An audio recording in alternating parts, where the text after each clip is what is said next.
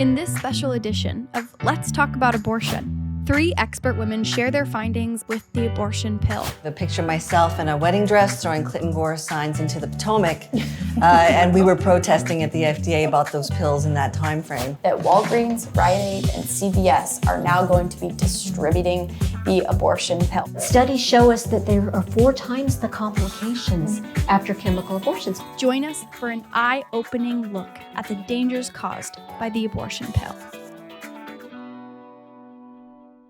I'm Kristi Yeargin, and this is Higashi. And today we are talking about the future of the abortion industry. We know where it is headed, and we must gain control of the narrative now before it's too late. We have seen the misinformation spread. We've seen the rise of chemical abortion, the abortion pill, and we need to have honest conversations because there are serious dangers and risks. And so today I'm really excited to sit down with people who have quite the knowledge behind this topic, personal experiences, medical information. And so I think it's a good conversation to have because it is desperately needed as we see the rise in our culture. Let's talk about abortion. Let's talk about abortion. Do you want to come join us? Okay, Toni, why don't we start with you? We're just going to jump right in, actually. Why don't you, for the table, in case any of us don't know each other here, just introduce yourself. Tell us who you are. We're going to have all of you ladies introduce yourselves, and we'll start with you. Okay. Well, my name is Toni McFadden. I am a pro-life activist, and I also am an author. And God has called me to expose the lies of abortion. I have a personal story that goes along with it. So, yeah. I am Kristi Hamrick. I'm the Vice President for Policy and Media at Students for Life of America, Students for Life Action. But in reality, my interest in chemical abortion has been decades. I remember when they brought it on the market. And matter of fact, I have a picture of myself in a wedding dress throwing Clinton Gore signs into the Potomac. And we were protesting at the FDA about those pills in that time frame. So I've hated them for a while. So. And introduce yourself for us. Yes, thank you. I'm Ingrid Skop. I'm a board-certified OBGYN. I've been practicing in Texas for 30 years. I'm so passionate about this issue that I recently went to work full-time at the Charlotte Lozier Institute as their Director of Medical Affairs. Just want to educate everyone on this. Yeah, so you have a lot that you can share with us and kind of debunk some of the people who say, you don't have a medical degree, so you can't talk about this. I'll just start pointing. I'm like, I have a friend, actually. Very, she said. So, Toni, we'll come back to you. Tell us a little bit about your story. You had an abortion. Tell us what that experience was like. Yeah, I was a senior in high school and was dating a guy off and on for like 2 years. And, when you have sex, you can create a baby. That's how that works. And he right away said, a roundabout way, you don't want to keep it, do you? And at the time I had told my best friend, and she just reinforced, like, you can't keep this baby. And of course you're scared. I don't want to tell my parents about it. Listening probably to the closest people in your life at the time. Exactly. Yeah. But I love to tell people as well, those were the only 2 voices that I heard. So what we do now is so vitally important because I wish I would have had someone intervene to tell me the truth. But that was not my story. So I was about 7 weeks along. I didn't know anything about fetal development. I was so uneducated, and the abortion industry loves that. They love when you're not educated. So my boyfriend and my best friend came with me. And I think my boyfriend only came just to make sure I, went through with abortion. But they gave me the chemical abortion pill. They called it RU486. And I remember getting an ultrasound and the screen was faced against the wall. And I asked the nurse if I could see the screen, and she visibly was agitated with me just for simply asking that question. And she tried to steer me away from it, but I just said, I just want to see. Yeah. So she started to turn it around, and before I could say anything, she said, see, it's nothing. It's just the size of a pea. And in my uneducated mind, I'm still thinking like, oh, okay, it's not a baby, even though I knew it was a baby, but I'm looking for an adult to give me guidance, and you have this adult who is a professional telling me, who has authority telling me, this is okay, this is normal, it's just the size of a pea. So I took the first set of pills in the doctor's office. He didn't explain to me exactly like what the pills would do. He just said, this will stop the pregnancy. And he just gave me a cup with juice in it and put the pills in it and said, just drink this. And just trust me, the medical professional. Right? And they have this aura about them. Like, I don't even want to ask any questions because I'm scared. It's closed off. So they gave me more sets of pills to take 24 to 48 hours later. And my boyfriend breaks up with me the next day, mind you. Actually, it took me. So just think, a teenage girl, you're not telling your parents about this. 2 people know the most traumatic thing just happened to you. Your boyfriend breaks up with you. Now you got to take these pills that are supposed to expel this pregnancy. And I took them, but nothing really happened. So I called them, and Even after the second pill, nothing happened. the second pill, nothing happened. They gave me 2 sets of the second pill. Okay. So I took that one, nothing happened. I called them, and I will never forget the tone of the woman's voice. Wait, can we back up? Yeah. I just want to make sure that I'm understanding. If anybody watching might be confused, if they gave you 2 pills or 2 sets of the second pill, did they do that because the second pill didn't do anything, so they had to give you another one, or they just gave you 2 when you left? They gave me 2 sets of.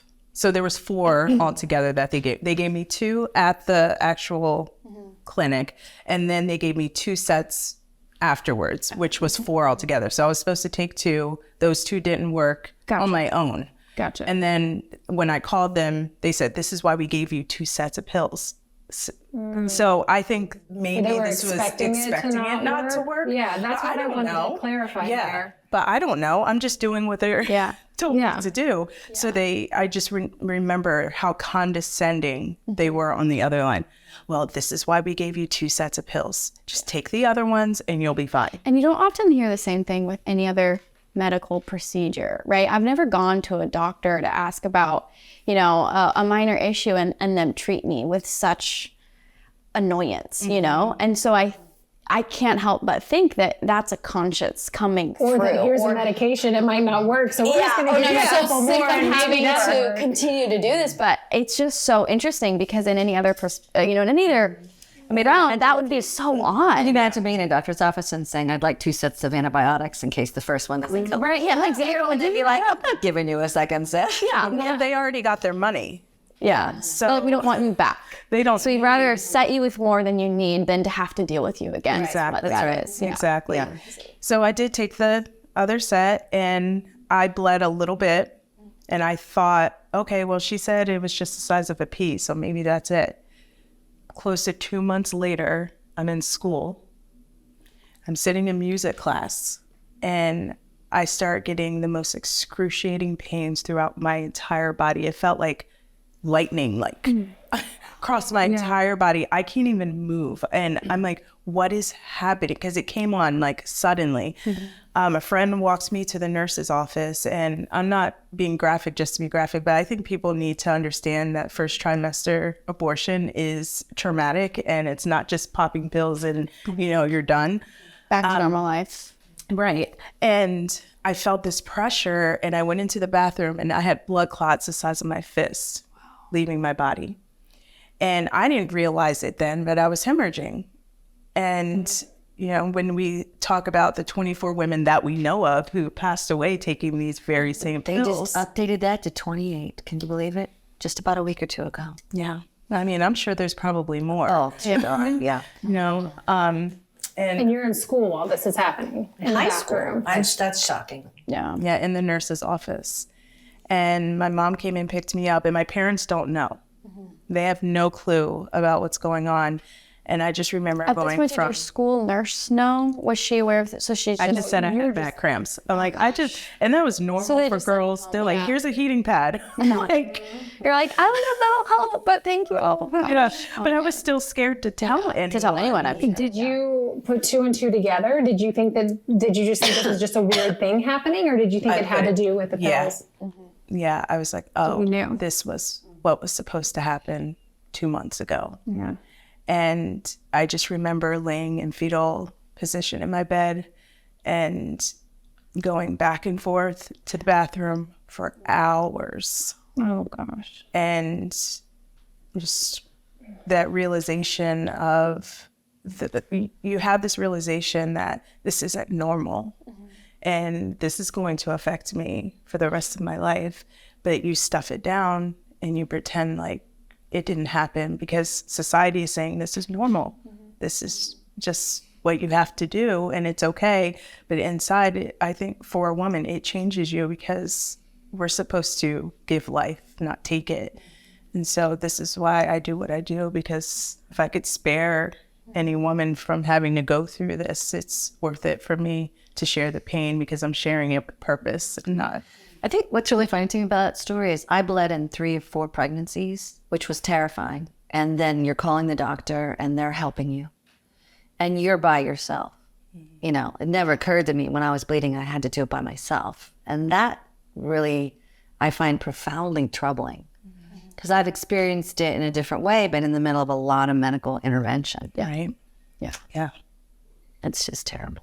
Do you and you kind of answered this, I think, a little bit, but do you think the abortion industry prepared you for what you're going to experience? You said they gave you the pills. It's nothing but a pee. Yeah. Do you feel like they prepared you? Knowing what I know now, absolutely not. Because I was already uneducated. So it wasn't like they said, when you take these pills, it's going to block the hormone progesterone and the baby's going to starve to death. To explain it to me like that and see if I wanted to take the pills, you know. And because of my hesitation, even wanting to see the screen, she didn't pick that up and say, are you sure maybe you don't want to do this? Or make sure I was educated. Of course, they don't want to do that. And so this is why pregnancy resource centers are so important, because they're not going to hide the fact of the reality of abortion, but they're going to tell you the other side and give you like the resources. Even if a woman ends up walking out and still choosing abortion, at least she received everything. Yeah, actually recently at our local pregnancy resource center, they opened the doors at 7:30 a.m. to do an ultrasound for a girl who had an abortion appointment at 9 a.m. at Planned Parenthood. So they showed up and she still went through with the abortion. But, you know, it's worth showing up and being there for them. And it's so crazy that, I mean, one of the most common talking points I hear is about choice. Well, how can you really make a choice if you don't know what the choices are? If I'm not being told about what I'm deciding, then how is that even a choice at all? It's called informed consent. Exactly. And I can't help but think of, you know, we are at protests and rallies, and there are women who are on the pro-abortion side who are post-abortive. And you said something that kind of, you know, struck this thought of you stuff it down. And there's almost a sense of, this has to be okay. Otherwise, I have to let that out. Yes. Otherwise, I have to deal with these feelings. And if I can just get rid of it and listen to the abortion industry of just keep living my life, I don't have to address this pain. And I tell people that's what set me free, was when I admitted I took the life of my own child. That is the most horrific, horrible thing to come to grips with. But that reality of not blaming it and just receiving that, like, I did do that. And I can't take it back, but I can help others not go through it, or I can help women who've gone through this to know that there's hope and that there can be healing on the other side. So it's hard, but, you know, it's worth it for me to share. Yeah, well, thank you for sharing.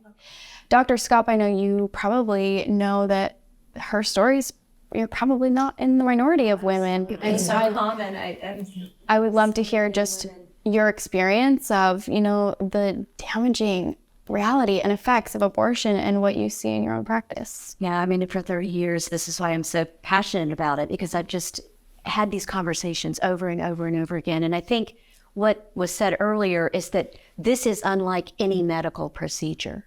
It is treated differently. The informed consent is different because they don't truly inform the young girls. There is a rush to get you through it. And I think we see that when we look at Planned Parenthood's annual report. 96% of their pregnancy services are abortion. It is very hard to get out of Planned Parenthood with your baby. I've had patients tell me that. So, chemical abortion is just another step, a horrible step in the wrong direction. And I think there's a lot of motivation for chemical abortion. Obviously, it's easier for the providers. They're pushing the abortion procedure off on the women. You're having to deal with it rather than they're having to hire a surgeon who has to deal with it. I mean, somebody sees that baby, right? So it's easier for the abortionist to say, you want this, it's more natural. What they don't tell women, well, backing up for a minute, just so the audience understands, mifepristone, you said RU46 or Mifeprex, is the first component. It blocks the hormones. So it kills the embryo or fetus, but it doesn't get the tissue out. So 24 to 48 hours later, they give misoprostol or Cytotec. And I think the reason that they gave you the two, like you say, it doesn't always work. It induces labor to push the tissue out, but many times the tissue's left. So don't bother me, take another round. The abortion industry publishes studies. They say, it's 98, 99% effective. What they don't tell you is we don't have a good way to track complications. Anyway. When you've not been, There's no way. right, when you've not been told. Yeah. Are you going back to that abortionist when that happened? No, you're going to come to me, maybe your gynecologist, maybe you're going to go to an emergency room because you're going to be so frightened. And a study showed that even in the emergency room, known abortion complications, 60% were miscoded as miscarriages. So there's just no way. Deliberately miscoded. That's what I always wonder. It's hard to know, but I think sometimes the doctors don't want to know, they don't ask. The women are actively being told, don't tell them. So there's so many different reasons that happens. But Wait, the women are being told, don't tell the doctors. yes, I also can't help but think of teen girls doesn't seem who are safe. having complications and don't want to say, You want to know? oh, I just had an abortion, right? Exactly. I don't know what's going on. right. They want to, and also because of the way abortions are paid for privately, you go back to the abortionist, they charge you for a procedure. You go to the emergency room, pretend like it's a miscarriage, your insurance covers it. So there's all sorts of pressure And coach them through not to know. And in fact, with what the FDA has done, progressively removing any kind of supervision, most recently, there's a black box warning on mifepristone. It can cause a very serious, some of these women that have died from a very serious infection without a white blood cell count, without a fever, even without significant pelvic pain, and yet women can have a very serious infection. That black box warning always said, if you go to the emergency room, you tell them FDA has removed that. So more and more they're trying to hide these complications. But when we look internationally, when we look at good studies, probably 1 out of 20 women have what happened to you. They don't pass the tissue, 1 out of 20. And I see it, and I'm practicing in Texas. Thank God it's illegal there now, but I took care of a woman last week who went to California. They gave her the pills so that she could bleed all the way back to Texas. And she continued to bleed for 2 months before she came into an emergency room, and we discovered she had all this dead tissue in her uterus. They sent her from California to Texas. Right, yeah. And I even called the abortionist and said, why did you give a chemical abortion to a woman that you know Will not be able to come in. And he said, well, we don't like to do a surgical and have them get on a plane or travel because they might bleed. I thought, you don't know?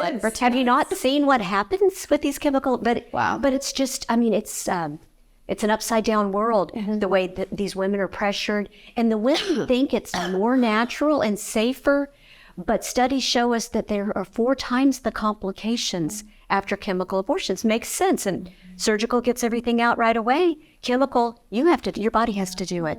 And maybe it can't do it. And, the restrictions are being progressively removed for political reasons. Now women can get it without ever seeing a doctor. Which is incredibly dangerous considering women who have ectopic pregnancies. I mean, that's something Or maybe farther along. Yeah, I know. I speak to women, on the sidewalk of Planned Parenthood, and it's a place where I always try to find common ground because I just think there's no way that you honestly believe that if a woman has an ectopic pregnancy, she shouldn't at least get an ultrasound. But the abortion industry is okay with it because they know the pull and the power of seeing your baby moving. It's why they didn't want to show you. And so it is a way for them to increase the amount of abortions, decrease the cost of it. And they don't have an abortion reporting law, so they're not accountable to women who are being harmed and infected. But that's an area that I always am shocked that we're not talking more about is the ectopic pregnancies. It's heartbreaking. It's 2% of pregnancies, so it's not uncommon. Right. And one study actually showed that a woman was 30% more likely to die from a ruptured ectopic pregnancy if she was undergoing a medical abortion. Because what happens? You're hurting, you're bleeding, and you think that's normal. And it's your body trying to tell you something is really wrong. And your tube ruptures, even if you don't die, perhaps you have infertility. You've destroyed a tube.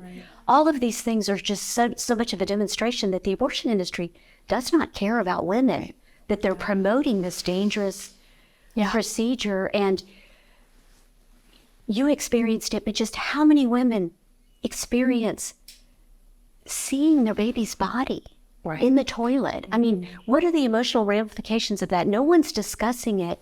And I think the women are ashamed.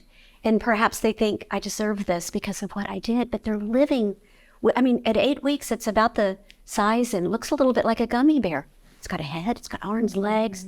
They're not told that that's, they know that that's their child and that it was their action. One of the things we hear at Students for Life quite a bit is women will say they'll have one chemical abortion, but they'll never have two. It's that bloody, it's that horrifying, and babies are born alive even, and you're responsible. And people are picking them up and putting them in the freezer or having a little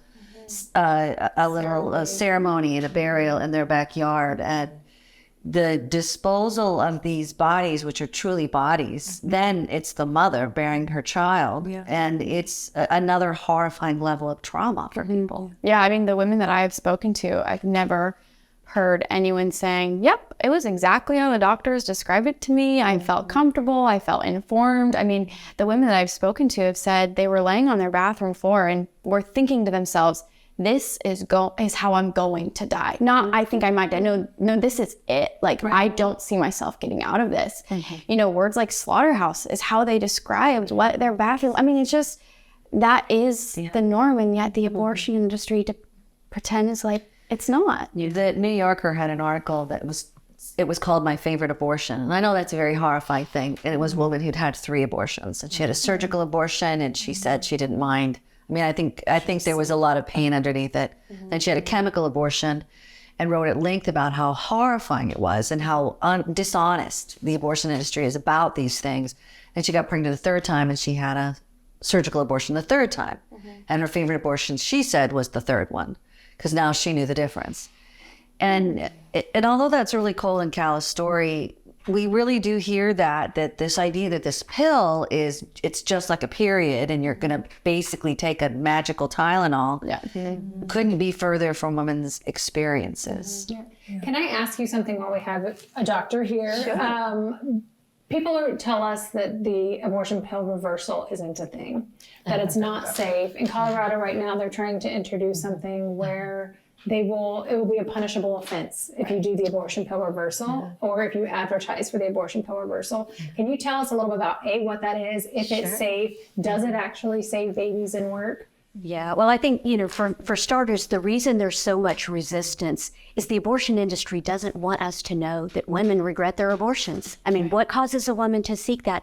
They also don't want us to know that coercion occurs. And of course, now that they're unregulated, that's going to be happening more and more and more, because it's no longer a doctor looking a woman in the eye and determining that she wants the abortion. If it's telemedicine, if it's through the mail, it's not even the woman that's necessarily ordering the abortion. So it's very, very common for a woman to walk out of the clinic, having taken the pill or taking it at home, and to say, what have I done? And mifepristone, as I told you, blocks progesterone receptors. So we know this is the same theory that's behind Narcan for opioid overdoses. You send in something to compete for those receptors, you can knock it off, and you can potentially keep the pregnancy going. So It's an anti-progesterone, so abortion pill reversal is merely giving high-dose progesterone. Progesterone, the name tells us, this is a pro-gestation hormone. Every pregnancy needs it. They give a natural progesterone, which is just like what the body sees. That's the most natural thing you can do. There's nothing harmful about the progesterone. The abortion industry has gone to great length to say it's dangerous, but of course, what is dangerous is the mifepristone. So yes, sometimes women but bleed a lot, perhaps even after the progesterone, but the progesterone was trying to reverse the process. It was the mifepristone So if there's side that effects, caused it's the bleed. from Yeah, first exactly. pill, not and reversal. every OB-GYN, we give progesterone like candy in pregnancy. You've had a prior loss, we'll give you progesterone. You had an in vitro fertilization, we'll give you progesterone. You're having some bleeding, what can we do? Well, let's give some progesterone. It can't hurt. Right. We know that it supports the pregnancy. So there's good studies that show us that 3,000 or 4,000 women have been able to continue their pregnancies. It doesn't save every pregnancy. Probably it increases the odds from about 25% if she just took the mifepristone to about 68%, so about 2/3. But it does save babies. And I've met babies. but the abortion industry doesn't want you to know that that regret ever occurs. But I prescribe it. I have seen babies saved too. So it's an option for women who find it in your situation and say, can I change what I've done? Yeah. So yeah, I always find it funny because the burden of proof is always so heavily on us, but never on them. And so when they make a claim like the abortion pill reversal is dangerous, since it's so false and so out of left field, I almost don't know what to say other than you're lying. And if you wanna make that claim, give me some proof. We are gonna need something to argue on. And so we can go back and forth. We can have a discussion, but I've never heard somebody say chemical or the abortion pill reversal is dangerous. And then here's why, right? It's just a blanket statement coming out of, doctors who are pro-choice who think, yeah, people will listen to me. But it's even worse. Letters in front of my name, and they'll listen to me if I tell them that it's dangerous, and I can continue the narrative that abortion is fine, normal, and no one ever. Why would you ever want to reverse abortion? The mainstream medical organizations tell us it's unethical. Yeah. Not just dangerous, but unethical to try to save a child's life. This is how far we've come. Wow. Well, Kristi, I know that you have spent many years researching this topic, so I would love to hear from you. We're talking about people who are victims of the abortion industry and people who are professionals in this. And I want to know who's responsible for this rise in chemical abortion and how have we gone so far and why, we're almost going in the opposite direction of there are more regulations getting pulled out almost by the day, it feels like. And so I would love for you to speak on of why is our culture heading this way? And who is responsible? The abortion industry, what part do they play in this topic? Well, the chemical abortion pill is like a cell that's metastasized now throughout our culture.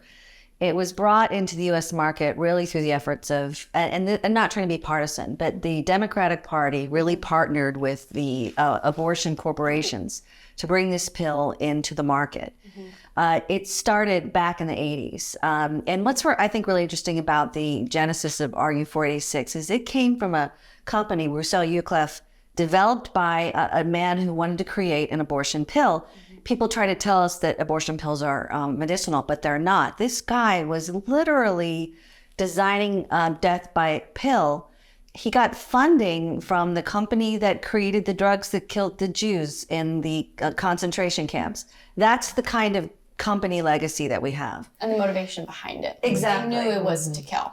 Well, he designed it to kill, but he did lie when he wanted to get funding because he said it was going to do some other things. So once again, lies are tied to the foundation of abortion, and then an industry designed for death is there too. So they developed these pills in the 80s, and they want to bring them into the U.S. market, and Roussel-Uclef, which has other drugs, didn't want to have people picketing their drugs. If you have a cold medicine and it makes you a lot of money, you don't want people to picket your cold medicine and not buy that. So they didn't want to bring the drugs into the U.S. themselves because they were afraid it would hurt their more profitable businesses. Right. So they cut some deals with Bill Clinton at the center of it to bring the chemical abortion pills into the U.S. through the Population Council, which is just an abortion advocacy group. And Bill Clinton ran on this. Like I said, I actually... It's called the Population. Isn't that funny? The Anti-Population Council. I'm a conspiracy theorist, but... So I was working at Family Research Council at the time, and National Right to Life was very involved, and we worked very hard to stop these pills, and we stopped it all the way into Bill Clinton's second term when they had a secret conclave. Harvard has a brilliant paper about this, except that I was there, so I don't really need the paper, but they have a great paper if you wanted to fact check me, where they set this up and brought all these people in to broker this deal so that Rousseau Euclid would give the drug rights to the Population Council, who set up Danco, this fake company basically, to make chemical abortion pills. And to this day, we don't know where these pills are made. We don't know when's the last time anybody from the FDA inspected these factories. And why that's relevant is, if you remember during the big COVID thing, when we stopped production of baby food, because an inspection of a factory showed that the food wasn't being made properly. And we have filed Freedom of Information Act's FOIA requests. So have the Pro-Life Doctors Group. APLOG's been amazing. Where are the pills manufactured? When's the last time you guys checked the clean water there? You know, what's the process with that?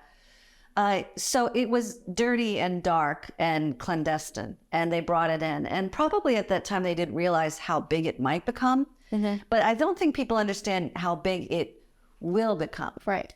The FDA allows you to sell these pills to 10 weeks. Planned Parenthood on their website says right up front that they don't care. They sell them to 11. It's on their website. The World Health Organization says you can sell them to 12 weeks. All over the country, there are studies going on with the group called Genuity, which is just another way of saying we want to make money from chemical abortion. They want to take it into the 20 weeks. So by the 12th week of pregnancy. Just from the pill. 20 weeks. That's right. They want to take it all the way. And Records Linkage Studies Internationally, 40% failure requiring surgery. Exactly. They're going to kill the baby, and then if the woman is in distress, they don't care. It's crazy. So in the U.S., 93.1% of abortions, according to the CDC, take place by 12 weeks. So imagine that you have a reasonable pool of 93.1 in the U.S. We already have 54, says Guttmacher, if you can believe them, and I don't, but you know, they're making it. But in Finland and other countries where they actually track data, I believe the abortion rate for chemical abortion pills in Finland was like 97%. Wow. So they really intend to kill preborn children. But in the U.S., what I find fascinating is they also clearly intend to kill women. If you wanted women to survive these pills, you would do an ultrasound to see, does she have an ectopic pregnancy and how long the pregnancy is. I'm Rh negative. So when an Rh negative woman, blood type, that's 15% of the population. Right. When you have an exchange of blood of pregnancy by birth, by miscarriage, or by abortion, you can get these antibodies that form that will attack future pregnancies. You're basically sterilized. So you get this RhoGAM shot. I will say it's the most painful shot I've ever had. I've had it multiple times. And it goes in, it kills the bad antibodies. I was even in a fender bender at 7 months pregnant. And they gave me RhoGAM in case I had bleeding of my placenta. But I also have 4 beautiful children. So the abortion industry doesn't want to protect women's lives with an ultrasound or their fertility with a RhoGAM shot. And in the Journal of Contraception, Dr. Daniel Grossman, who I really consider to be one of the more evil people in the planet right now, his whole business is trying to figure out how to kill more people and make money, you know, and there's that. So in the Journal of Contraception, which is as creepy as it sounds, but it's the scientific journal of the abortion industry, they did a study on whether or not you should have to get RhoGAM to protect fertility in the U.S., and they said 3 things. They said, number 1, well, even though the American Abortion Federation, the abortion lobby, said that they should give RhoGAM for decades, even though that was our standard of care, number 1, there's not a test that specifically says that you are really becoming sterile early in pregnancy. So what? We have plenty of tests that show you can become sterile, number 1. Number 2, there's no law that's going to make us give you this drug to protect your fertility. So I thought doctors were supposed to do no harm, but whatever. Yeah. Number 3, they said, and this is hilariously horrible, maybe women wanted to be sterilized. And I'm like, They want women to be sterilized. No, they said maybe the women did. And I'm like, well, you would have to tell a woman, if you don't get blood typed and get this shot in 24 to 48 hours, you could never have another child. Did you tell them that, or is it just go fish? And it's go fish. They said in reporting on this study that it was a barrier to entry to require people who want to sell these pills to protect the health of the women taking them. I want to use very foul language here, but I won't, because I know it's probably a family show. You've got to be kidding me. Yeah. So what we're saying in America is it's really okay to be maimed and killed in the pursuit of abortion, but can any other drug be sold in ways known to harm people? And we don't take any precautions, of any kind whatsoever, and even known risks like infertility and death for lack of ultrasound screening, whatever.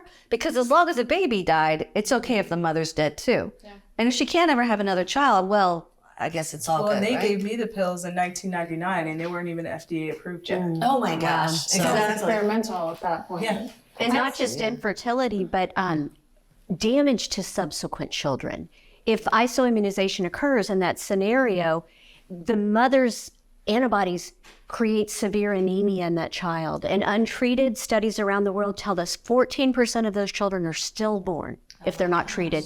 Half suffer neonatal death or brain damage. So it's not just preventing subsequent pregnancies, it's actively destroying subsequent children. And another issue, if a woman fails for chemical abortion and needs surgery, a study showed us that she has 361% increased risk of a preterm delivery in a subsequent pregnancy because of the damage to the cervix. And we also know that these surgeries, when they're done in emergent situations, can damage the interior of the uterus so that the placenta attaches abnormally. So not just infertility, but subsequent babies who may be born early or die because of this, right? And the ACOG, the American College of Obstetrics and Gynecology, that promotes, unfortunately. You mean the abortion lobby? Well, it's my professional organization, and I don't know what they're thinking. But in their recent discussion about ROGAM, they said, we still recommend it, but if it would basically slow down access to an abortion, shared decision-making says that we can forego it. But we know the doctor wouldn't even show you your baby. They're not going to talk to you about ROGAM and future pregnancies. So what's the shared decision-making? And of course, when these women are getting them through the mail without any doctor, who's making the decision there? What's so funny about it is I had about 3 of those shots in each pregnancy. Nobody asked me if I wanted to have this shot, and my doctor's like, you're H negative. You're getting a shot. Yeah. Standard of care. You brought up the abortion lobby. Yeah. And there's obviously laws. How are the laws in our country, or lack of laws, making the chemical abortion situation worse? Well, under the evil umbrella of Roe v. Wade, where early abortion was an absolute right, it obviously wasn't. But you could not prevent a pre-viability of abortion under Roe. So in a way, at that point, these pills had carte blanche. But they also, there were surgical abortion centers and chemical abortion pill centers.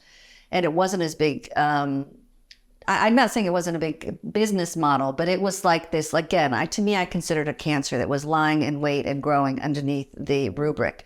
And during the COVID administration, felt like it, didn't it? During the COVID crisis, Planned Parenthood quietly set up telehealth in all 50 states.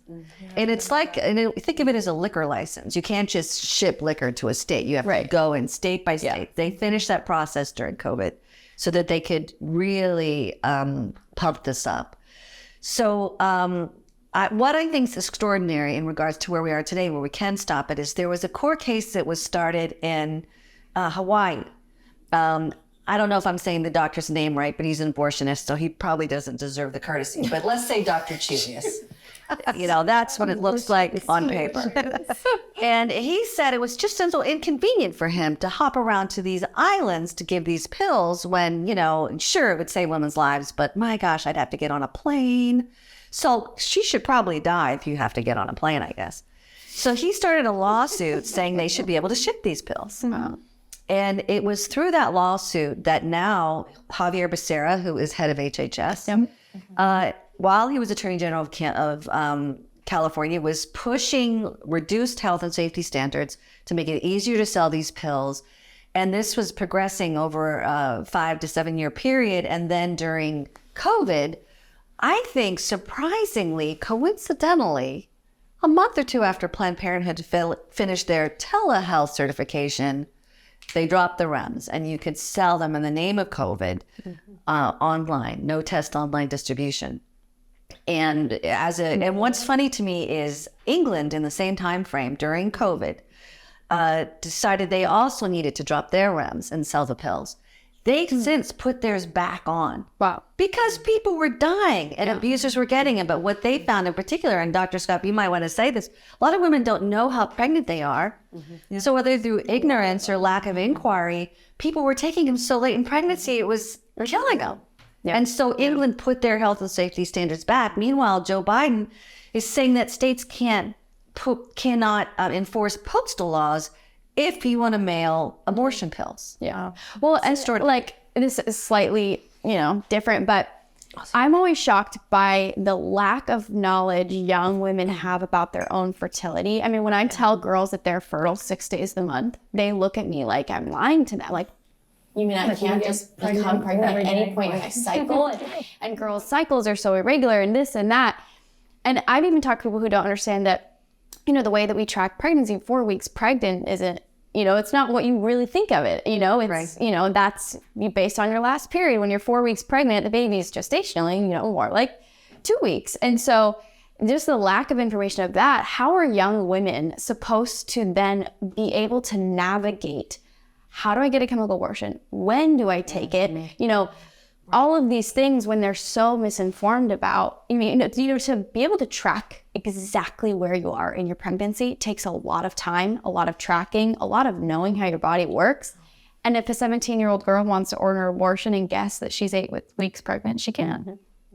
It's crazy. I'm sure you see it often. I've known many women who've been pregnant and, they go in and they say, well, I think I'm about 8 weeks pregnant. And then they get the ultrasound and the doctor says, no, you're about 16 weeks pregnant. And they had no idea. Right. Yeah, it's easy to be further along. You have a little spotting early in pregnancy. You think it's a period. No, that was implantation. Right. So you're a month, further along. Yeah. It happens commonly. I was terrible at guessing. I was wrong every time. I felt like I was paying attention. That is one thing about the thing I've learned so much about my own fertility and how my body works. It's so important. But anyways, the last thing I wanted to really touch on is, we're saying that this is the future of abortion. And I think something that happened recently is a clear indicator of that Walgreens, Rite Aid, and CVS are now going to be distributing the abortion pill. When my mom heard this, being my mom, she marched into our Walgreens. We live in Washington State, so of course they're going to be carrying it.